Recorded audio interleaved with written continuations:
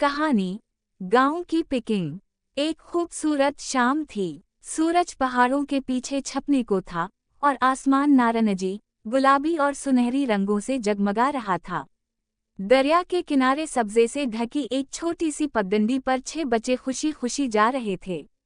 दुआ, दाऊद, छोटा दाऊद, रोहान, ईसा और सबसे छोटा और शरारती शहाब। आज वो सब गांव की तरफ पिकिंग मनाने आए थे।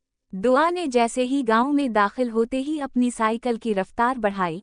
छोटा दाऊद और ईसा हाथों में रंग बिरंगे गुब्बारे लिए खुशी से दौड़ने लगे। दाऊद और रोहान दरिया के किनारे बैठकर लकड़ी की छड़ियों से केकड़े पकड़ने लगे।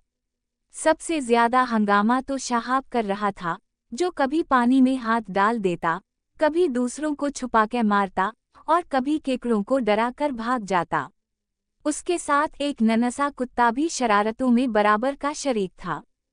गांव के छोटे छोटे मिट्टी के घर, उनकी छतों पर बैठी बलिया और सहन में झूलती सुर्ख लालटीनें मंजर को किसी कहानी की किताब जैसा बना रही थीं।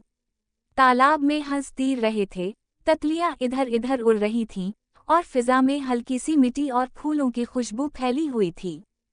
बच्चे कभी नदी के किनारे बैठते, कभी दरख्तों के नीचे छांव में लेटकर कहानियां सुनाते और कभी गांव के बुजुर्गों से गपशप करते।